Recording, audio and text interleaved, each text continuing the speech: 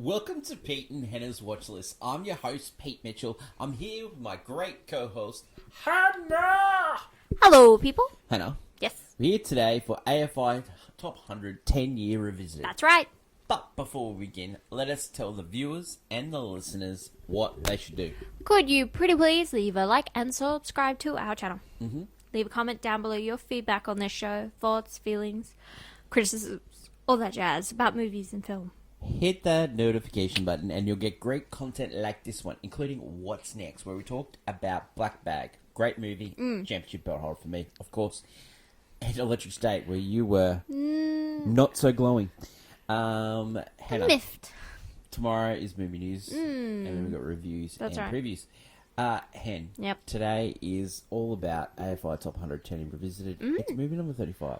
Oh, Okay? it's pretty high on the list. The pointy end. And it is in a film called Annie Hall. And it is number 35, dropped from number 4. It's the first time you have seen it. I've seen it many times, and we rented it on Apple. Let's just get straight into it. We're not going to go big time into this, but we're going to just talk about someone that's a big part of this movie. Wrote it, directed it, acted in it, stars in it. It's his basically personality. Himself. Yeah. He has a complicated relationship with women. He has a complicated relationship with life in general. Yeah, no. Like it's Yeah. probably a good thing that he does not pop up anymore, because he would never make it out of the Me Too movement. Like he just No. Like he's basically dead to the world. No. Probably Yeah. like Yeah, when it for comes sure. to the film industry. Yeah. Now, Probably behind the scenes. just like previous people that have... There are a lot of people on this list Yeah. that won't that are definitely not loved by time. Yeah. Their faults have come to light over time. But this one's probably the most egregious out of... Well, right next to the Harvey Weinstein, who did produce some of the movies that are on this list. Well, Pulp Yeah. Fiction being one of them. For sure. But I think this one's the most harmful because he is so much of this movie. Like him and this movie are tied together. That is You true. don't have this movie without him. Yep. So this is one of those ones where it's like, yeah. Now, Which can completely change your opinion on this movie. I'm probably more of the hypocrite here that I say, I don't know, sometimes... Are you art and artists different? Because there's the whole separation of art and artists. Well, I I can't be really come on this podcast today and say I hate this movie because I can't stand Woody Allen because of all the things he's done, and then Lord the great Tom Cruise, Mel Gibson. Lord the great Mel Gibson. Like, Tom Cruise has done some not so nice things. Yeah. His religion is not so nice. We've also praised we liked the cowboy movie. What was it? Midnight Cowboy, and John Voight and Dustin Hoffman aren't beloved anymore. So yeah, and there's still going to be those people that crop up. We loved also Jonathan Majors, and he's had some. Okay. not some great times recently. But it's a sense of this. We're going to judge the film based on its film quality. We are not judging it on the person. Yeah. But that can play a role in whenever you want to, in personal. Like, reference. if you haven't seen this movie before, you found out all these things about Woody Allen. It's gonna. I think it does change. It does. Yeah. Because I will say. Well, that's what you've been tainted. I would say that, but also when I watch this movie, even if I wasn't, I'll tell you, even if I do not like this person, I know exactly who they are and I don't like them. Anyway, but I will say, I knew all the stuff about him going in. So it doesn't know. I will notice that a lot of directors usually don't put Annie Hall on their list, unless they're a lot of foreign directors, because they don't, I guess the news does not travel sometimes. No, the foreign directors have a eclectic taste of I just like this film because it's a great film. Yeah, well, the French New Wave directors, they used to do some dodgy things. Anyway, we're basing this film just on the art itself, not the artist. So let's So Just putting it out there. Preface everything that we're about to say about this movie. It's about the movie itself. Yeah, and the people that are in the movie, but not the individuals in there. So I just thought it was important to get that off the start off. Annie Hall, the elevator pitch. Alvy tells the story of the one who got away, Annie Hall. Mm-hmm. Directed by Woody Allen, written by Woody Allen and Marshall Brickman, produced by Charles H. Hoffey. Jack Rollins was uncredited. Stars Woody Allen, Diane Keaton, Tony Roberts, Carol Kane, the great Paul Simon, Janet Margolis, Shelley Duvall, Christopher Walken, Colleen Dewhurst, Sigourney Weaver's in a scene. Yeah. Jeff Goldblum's in a scene. It's actually like, this is what I think. Don't Woody Allen movies get known for the cast of actors that were used to pop up? They're not even cameos. They're actually, these people got cast in these movies. And so, the cinematography was by the great Gordon Willis. And guess what? His famous movie that he did, Godfather Part 2. Ooh, and also All the President's Men, which is also on this list. Okay. This movie was edited by Ralph Rosenblum. We've got a couple of stories about him. Music is mainly soundtrack stuff. Distributed by United Artists. That's right. We've had on this list many times. It was released March 27th, 1977 at the Los Angeles Film Festival. It has a running time of 93 minutes and a budget of $4 million. And a box office of that year was $44 million. Wow. That's not bad. What, speaking of Woody Allen, have you seen his other movies? I don't think I've seen any one of his other films. Oh, you've never seen any other movies of Woody Allen? I honestly, I think I've heard a couple. Like, the last one he did had Timothy Chalamet. The last one he did had Timothy Chalamet in it. That's the last one I think I heard, and it was terrible. It was god-awful. I think I've definitely heard of Annie Hall, but I could not, for the life of me, never seen one of his films. All right, so 77 was a really good year for film. Yeah. So Annie Hall was 10 in the box office. Oh God was 9. The Spy Who Loved Me, what a banger! Whoa, what a song! The Deep, which is the second book by Peter Beachley, who did Jaws. Mm-hmm. Bridge Too Far, The Goodbye Girl, which is going to come back on this podcast a couple of times. Saturday Night Fever. Oh.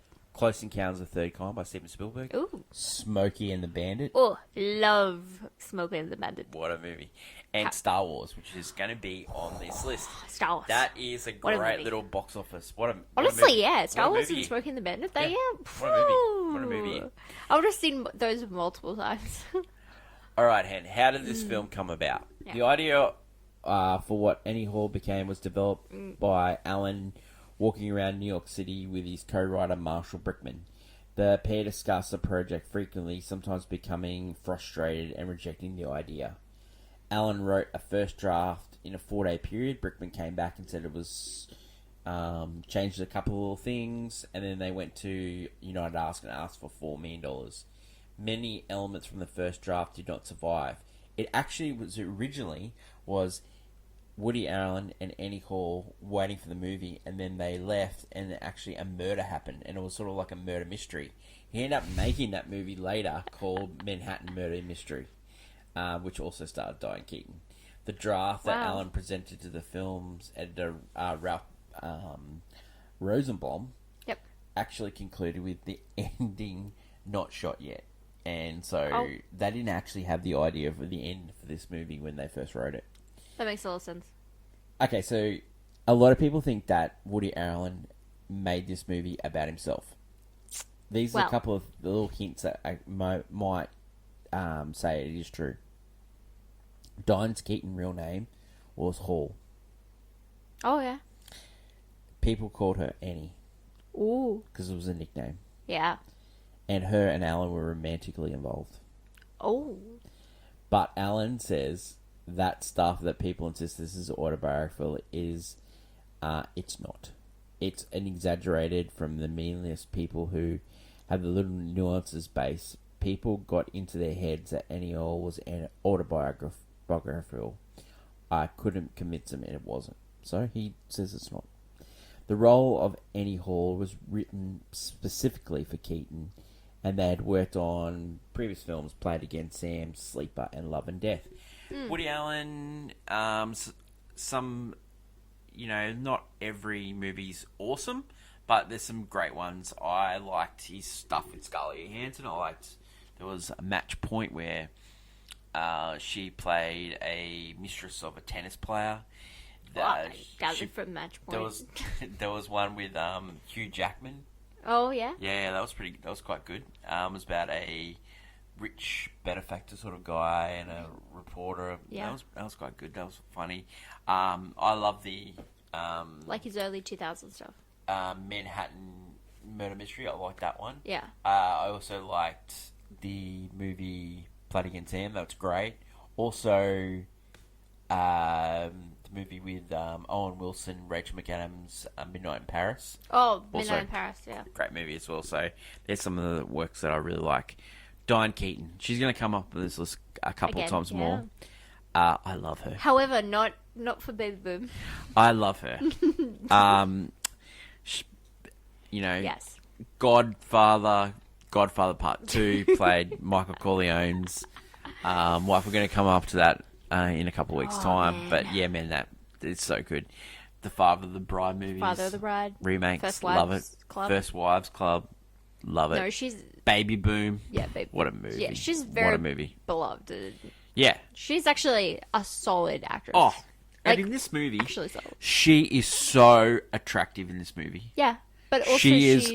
Oh my god. What she's wearing was like a little craze after this.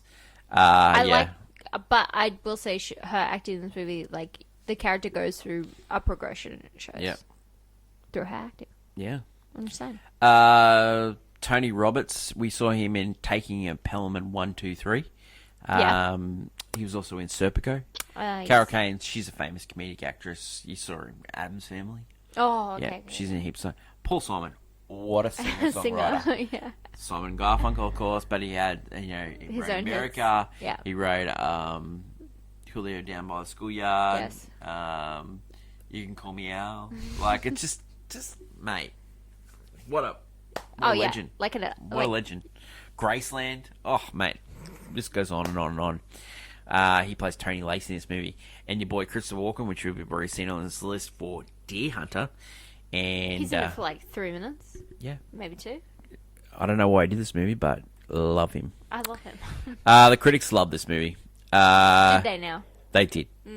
Tim Radford of The Guardian called the film Allen's most closely focused and daring film. The New York Times, Vincent Canby preferred Annie Hall to Allen's second directorial debut. Yeah. Take the Money and Run, since the former is more humane while the latter is more of a cartoon. Several critics of film compared favourably to Bergman's Scenes from a Marriage, including Joseph McBride in Variety, who found Allen's most three-dimensional film to date with an ambitious equal to Bergman's best, even as co-stars became contemporary equivalent. Not everyone was a huge fan. Peter Cowie commented that the film suffers from its provision of cultural references and asides. Yeah. John Simon called the film unfunny, comedy, poor movie making, and embarrassed self-revelation, and wrote Keaton's performance was in bad taste to watch and indecent display. Whoa. So not everyone loved it. Though frequently regarded as one of Woody Allen's best films, Allen himself does not like this film very much. Interesting. That's weird. He said it was, it could have been much, much better. Awards this movie won. Best Director, Woody Allen. Wow. Best Original Screenplay, Woody Allen and Marshall Breckman. Best Actress, Diane Keaton. Okay. And Best Picture went to the producer, Charles H. Hoffey. Woody Allen was also up for Best Actor. He lost to Richard Dreyfuss in The Goodbye Girl. Okay, cool.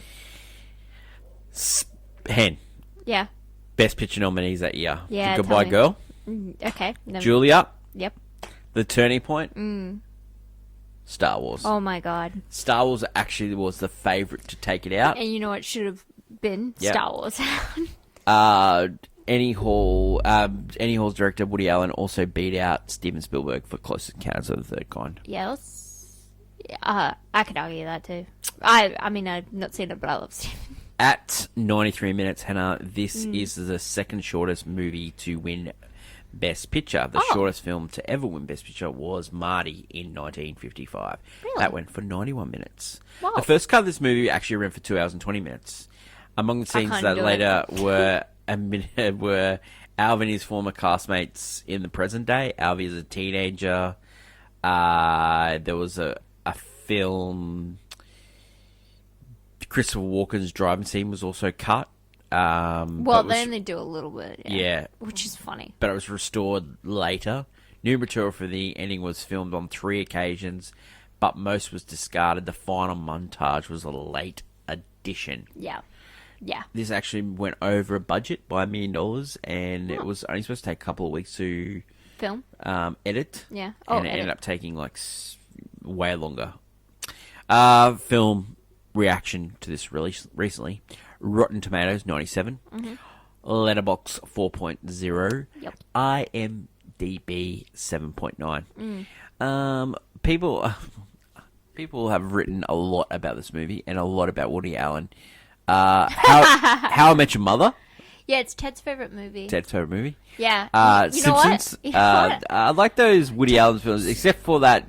That That's the nervous only kind of guy. Woody Allen, when I like how I knew the voice and the person was from The Simpsons. So, that's all I know it from. Or like Family Guy, I've done bits as well, and also the style of this movie. I was like, oh yeah, The Simpsons. Yeah, That's how 100%. it's clocked in for me. But yeah, it's Ted Mosby's favorite movie. Oh look, I love Ted, but I have an issue. I love Ted, but Okay. I'd never be with Ted. Well, say that much. speaking of issues, last Thursday we do a segment every Thursday. It's called Clickbait. It's called Hot Takes. Hot takes. Hoo-ha. It's hoo-ha. And last week you brought up Snow White and how they're not doing any promotion for this movie, and it looks like it's going to be awful. And They're critics making it look awful, but also probably. but have you But- have you noticed that since you did that, there's some critics that came out and said this movie's the best movie. But they always do that. Yeah. They've always had like a few ones that just serve as... Are you saying they're paid, No, I'm not saying they're paid. I'm saying they're suck-ups. babes? So You don't have to get paid to be a suck-up. you look forward to the clickbait of clickbaits tomorrow, but also right now, Yeah. hottie hot take. What's bet the that's hottie hot take for Annie Hall? Oh! Off the leash, go, do it. This is going on the list of red flag movies. Yep. If this is in your top 4, please never speak to me again. Whoa. Honestly, it's right up. I had the same. So, Clockwork Orange, which was on this list, I felt like I was actually in the movie. I was being tortured watching the film. And this is the exact same feeling. Now, I will say, sympathy-wise, I love Deadpool. Love Deadpool 2. Have my feelings about Deadpool and Wolverine. I love those films. And they're like the fourth wall breaking, self-referential humor, blah, blah. Very annoying main character. And I can understand when someone says they don't like those movies, because this movie is awful. I do not like the main character so much, disregarding the fact, even if he wasn't Woody Allen, if any human being was playing that character, I hate him. I hate him so much. He has so many red flags. His whole time is negging Diane Keaton's character, and I understand, and like he's molding her to love him in a weird way. Same with his first wife, they also show in the movie. It is disgusting. Like, he's why women are scared of men. like he's supposed to be the nice guy, but he's just so... Oh my god, he just hates life, and I understand that, but please go into a different room than I'm in. I hate him so much, and I hate watching this movie being all about him, and he's no hero, he's not even a nice guy. How does he pull all those hot women? Like, I would say, like, I think it's the same So when we watched the Bob Dylan film, I was like, how can anyone be with Bob Dylan? Yeah. And you said the women he was with were a little bit crazy. You Yeah. said. Yeah. And I'm Well, I saying, could say that. but Diane Keaton, also's character she was dealing with a lot of trauma until she got help. And then eventually she was ready to leave him because she got the help she needed. That he paid for, which was great. That he paid for, which he deserved, because you know what? That's what happens. But I'm glad she got help, and then she realized, yeah, this is not the relationship for me. Yeah. I'm glad that her character went through this development, but I hate having to sit through this development. Not only that, as a film, I hate it that it cuts all the time. Anyway, this is this is a red flag movie. I do not like this character. Yeah. I do not like this guy at all. It made me upset because, like, characters like Ted Mosby and Ross from Friends are just like this character. Yeah. But they have nice We were qualities. on a break. They have they do have their nice moments. You get to see that in the shows. However, in this movie, he has no redeeming qualities. Yeah. Like he's almost on pure evil street. Yeah. He's like, Yeah. I can't stand him. I need to be away from this person. Okay. My hot take is this. I think when you ever see this movie, it depends on if you like this movie or you like something that is very similar to this movie. And that's When Harry Met Sally. One of my favourite rom-coms of all time. That's a brilliant film. I watched When Harry Met Sally first, and then I watched Annie Hall. And now, I can't lie, I can see the cribs from Reiner and Nora Ephron for this movie. So many Billy Crystal character reading the back of the book because he's so morose.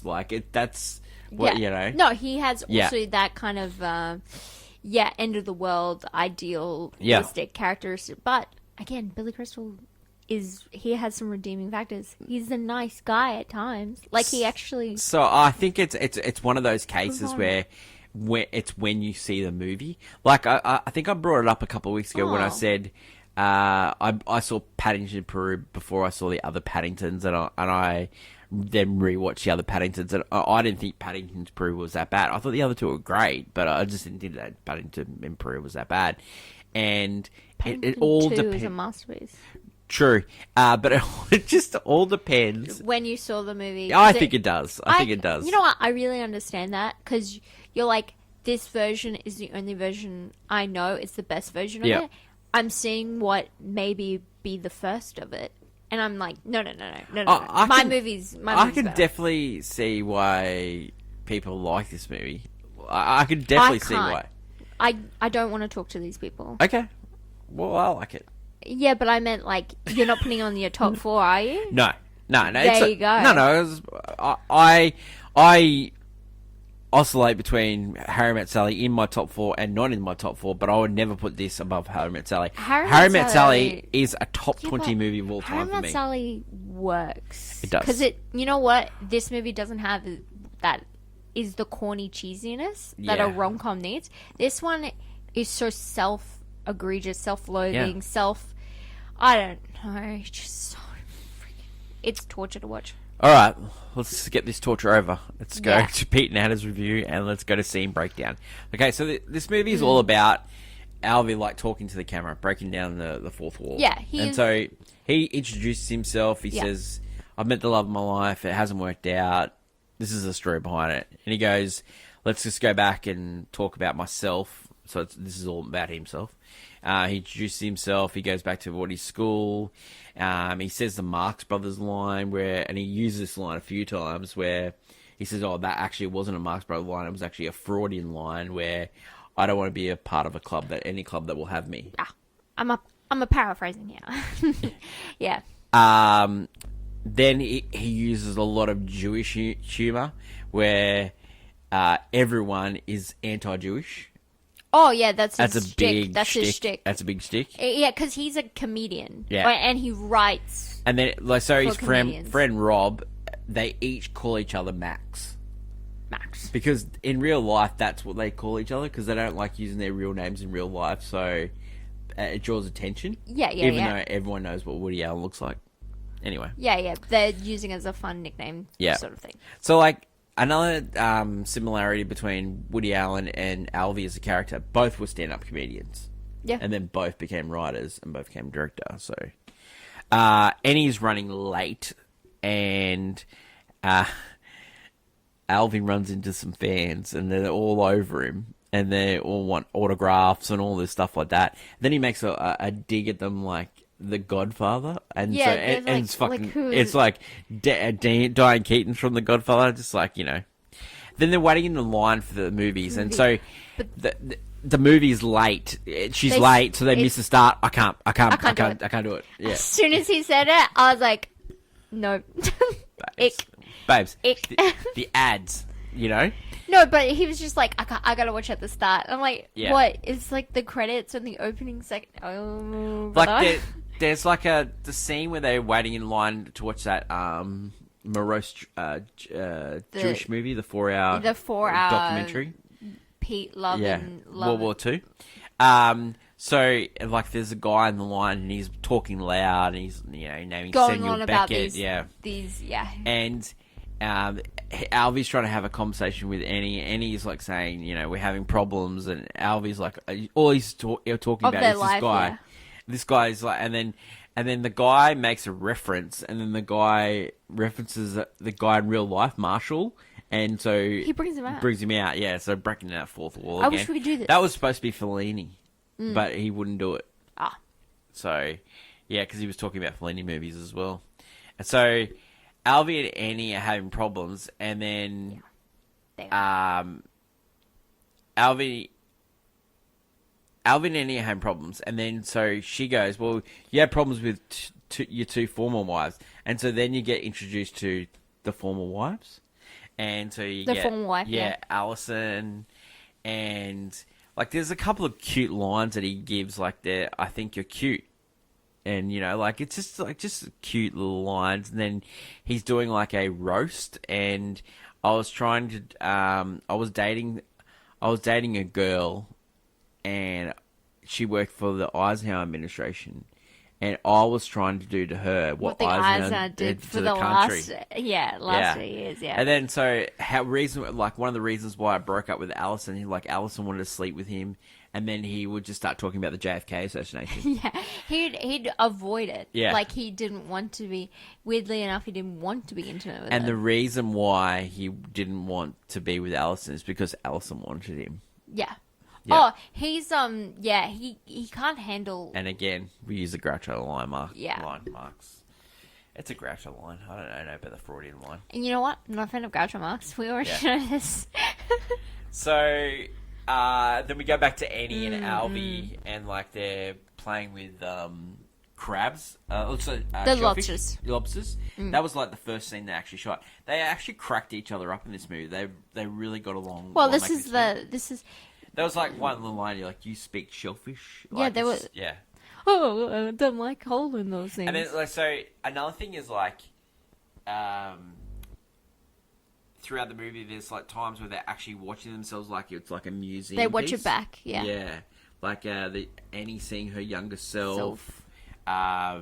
Woody seeing his parents and him younger self and like that. There's like a scene where Annie is sleeping with Woody and her spirit leaves the body. Yeah, because her mind just keeps working and she needs to like calm down if she's going to do something else. Yeah. So Alvy had another marriage, and that marriage broke up because he wanted to watch the Knicks. Oh yeah. Yeah. But and then she was like, why would you want to watch the Knicks for, you know?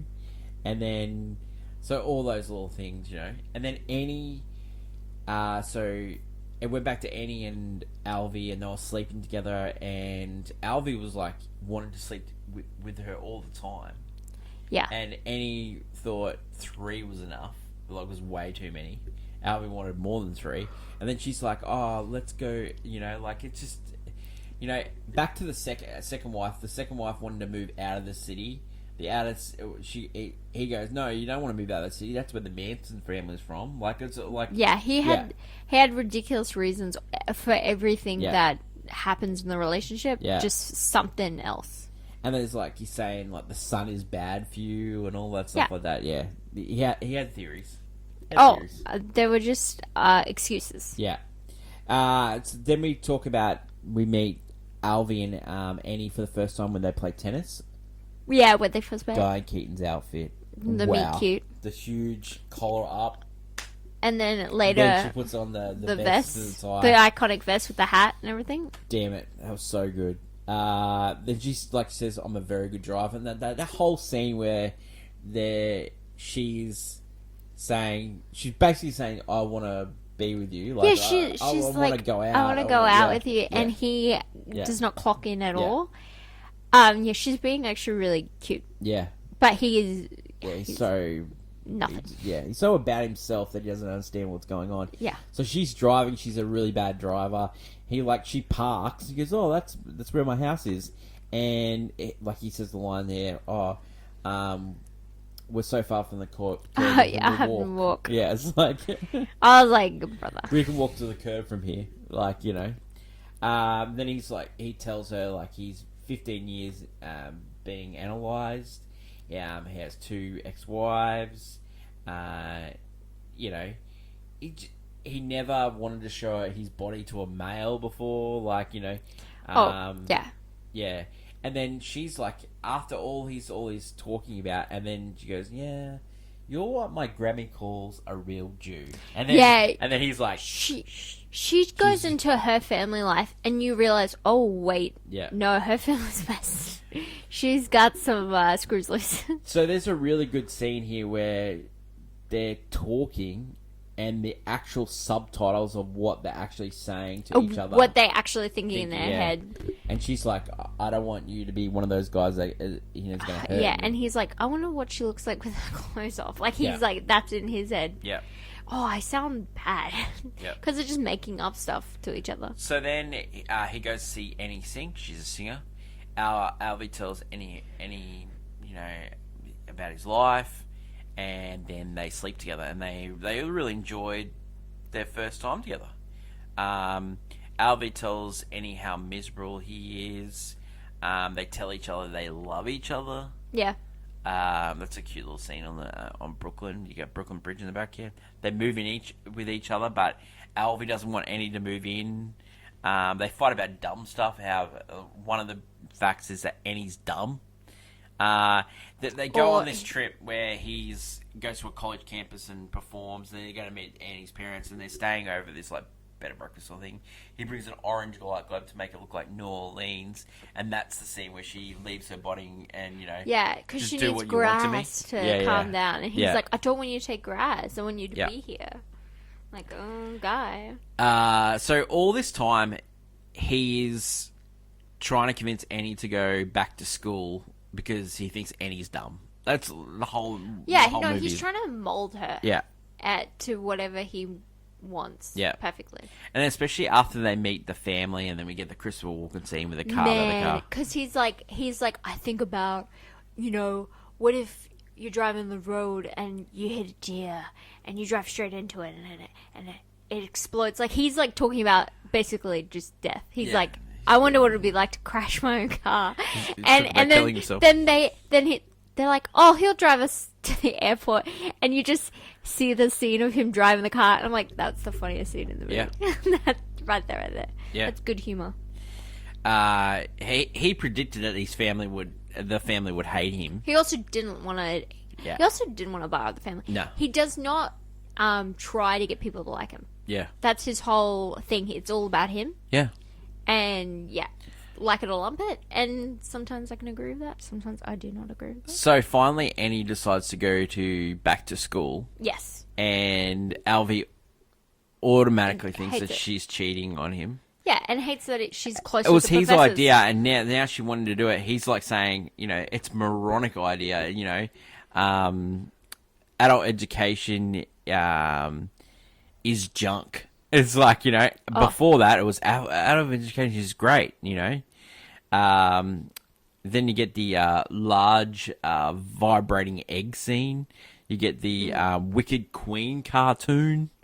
Oh, about how his favorite... He never really liked the princess. He liked the evil queen. Yeah, type of character. And then you get Alvy dating Pam, who's played by Shelley Duvall.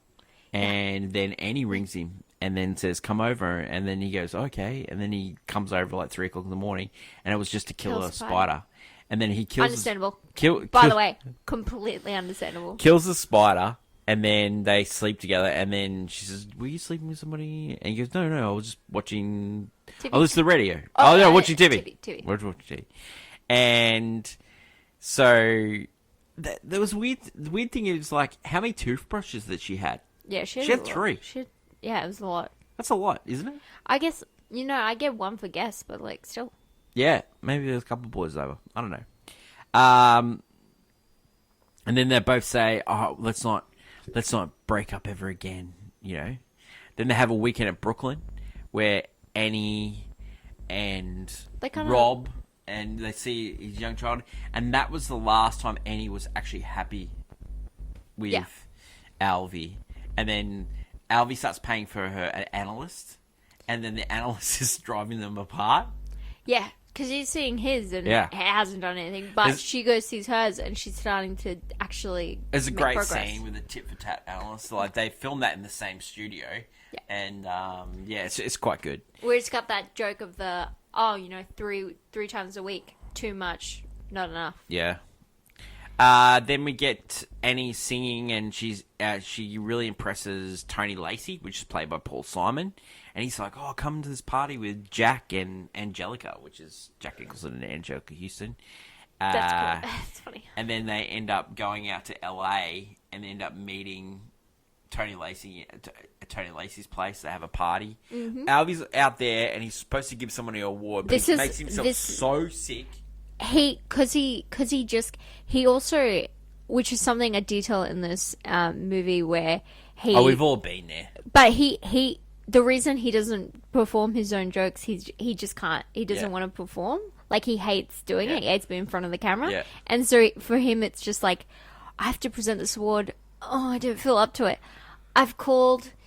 They found someone to replace you, and he immediately starts eating the chicken. Yeah. It's just some salt. This is good chicken. He just puts it on because he's like, I'm trying to get out of it. Yeah. Before they go to LA, they have that amazing scene where, have you tried cocaine? Oh, can you go get me some coke? And then he has a look at it, and then he puts it somewhere else, and then he sneezes everywhere. That was actually by accident. And then they left it in the preview at the test screening, and people laughed it. Because it's funny. He kept it in, yeah. It's funny. It is fun. It's a really funny scene. So... But yeah, no, in LA... LA... The Tony LA scene... when they go to the party? With, Jeff Goldblum's in that scene. Jeff Goldblum randomly appears. Great. Love it. So Max, a.k.a. Rob, is trying to convince Alvy and Annie to move out to LA. New York's dead. And a lot of, like, at the time, New York got a huge bad rap for, the crime, the dirtiness.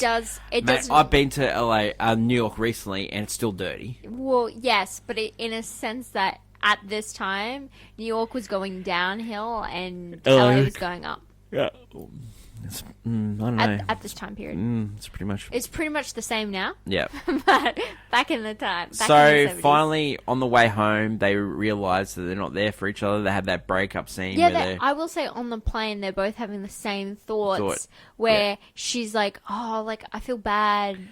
I want to date other people. And he's like, I'm not feeling it anymore in this relationship. Yeah. And then they amicably break up. And then So he gets jealous because she starts dating Tony Lacey, and then he goes out to see her in LA and he proposes marriage. Doesn't go great. And no, because he's trying to win. And then he ends up getting into a fight with a cop after crashing the car, at the Dodgeman sort of cars. And Max Bassman jail. What's that? It's a play on the fact he was getting out his rage because he didn't get his way. Yeah, didn't get his way, yeah. And Max picks him up. And he gets his suit on.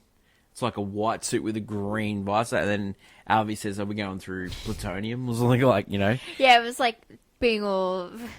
It's this LA for you. So then Alvy writes a play. And it ends up getting together with Annie in the end, and then he says, in the play, he goes, what was he going to do? It's my first play. It's my first play, Yeah. He meets Annie again, and they have the montage scene, and then finally he has the scene where he jokes about eggs, and we all need eggs, and then that was the way the scene was finished, and they only decided to put that in 2 hours before a test screening. Yeah. And it ends up being the end of the movie. Yeah, when he was walking past the street one time, there's a scene where he goes past a guy and he says, "Oh, that looks like the winner of a Truman Capote lookalike contest." That was actually Truman Capote. Just like little funny jokes like that. But like some of the humor doesn't work now because there's a lot of modern day humor sort of thing. There's a lot of humor in this. Recency bias sort of stuff. There's a lot of humor in this that doesn't work. I think also because a lot of that stuff's become outdated in a weird way, which I think happens to a lot of referential humor unless it becomes pop culture icons. I don't know. That's true. Reasons to see Hen. I don't have any reasons to. I think there's some really good one-liners in this. I think Diane Keaton is marvelous, and she should have won Best Actress, and she did. And I love her. Yeah. Reasons not to. Everything. I don't. No, I feel like if you know, again, this movie, if you do not like Woody Allen, you will not like this movie. If you don't like his other films, you won't like this movie. If you don't like fourth wall breaking as well, which I've realized sometimes it doesn't work, in this movie, it's very much here. You also don't love very self-entitled, egotistical characters that kind of, make everything about themselves. Look, we'll go on this list, and there are characters I love that are egotistical, but it works in this movie. In your opinion? No, because he's trying to be like a human. Like, even though he says it's not about him, this is based off. There's so many archetype guys like this. Like I mentioned, both Ted Mosby and Ross, which are like this, and it's like, I can see why people don't like these characters. Because this is the template. I'm like, because he is just, I don't like a man that negs a woman the entire time and then is upset when she actually evolves as a human being out of the relationship. I do not like that. Hannah, does this movie deserve to be on the list? In my opinion, no. Get it off. I would rather, if it came down to a choice... Harry Met Sally? Harry Met Sally. It's Harry Met Without a second thought. But I don't mind this movie being on the list. I don't get it off. Would you buy it on Blu-ray? Yeah, it's actually a hole in my... collection. I haven't got any Woody Allen movies. That's why I've never watched a single one. Yeah, that's probably why, because I showed them to you. Would you watch this movie again? Never. Well, I've never touched this definitely, I will watch this movie again. And rating for this one? Nothing. I'm not allowed to rate it. It's the same as Clockwork Orange. I'm not rating this. This movie is a banger. It is. You're a problem seeker. You're a problem. Him and this world. It is. It's a banger. That's it for today's show. That was one of my favourite episodes we've ever done. No, it's not, because that movie is awful. You were so good. You cooked in that. You were great. So bad. You did a great job on that episode. I cannot believe... You're awesome. I generally cannot understand that people, one, like the movie, but two, people praise this film. That character is so disgusting. Yeah. I cannot stand him. I cannot stand him, alright? I just knew you were going to cook this episode. I just knew it. And I was so happy you did. You brought up so much. I love that line when you said the negging too, and then he's negging her the entire time. I love that. His whole relationship with women, his whole relationship with people. He just negs them until they're like, "Yeah, you're kind of cute." That is it for today's show. Yeah, it is. Thanks for putting up with Annie Hall. Appreciate you. Never again. Never again. And next week on today's show. Now, I promise you, we did not do this on purpose. This is a pure accident. But the movie we're going to review next week is Snow White and the Seven Dwarfs. Oh, really? It's perfect for Snow White next and week. next week, AFI Top 100, we are doing Snow White and the Seven Dwarfs. Yeah, so that's actually- movie number 34. It's up 15 from last What time. a kismet moment. That Yeah, lined up that is- perfectly. I thought it was going to be close. But it's That's actually dead on. Yeah, that's really strange. Anyway, So yeah, something to look forward to. yeah.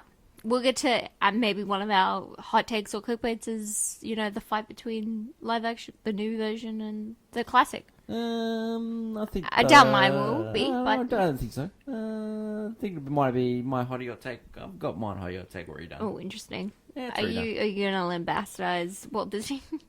Maybe. Hannah, we'll catch you next time on movie news. But till then, long live cinema. Yeah. Until we meet again. Until we meet again, It's bye for now. it's bye for now. Bye.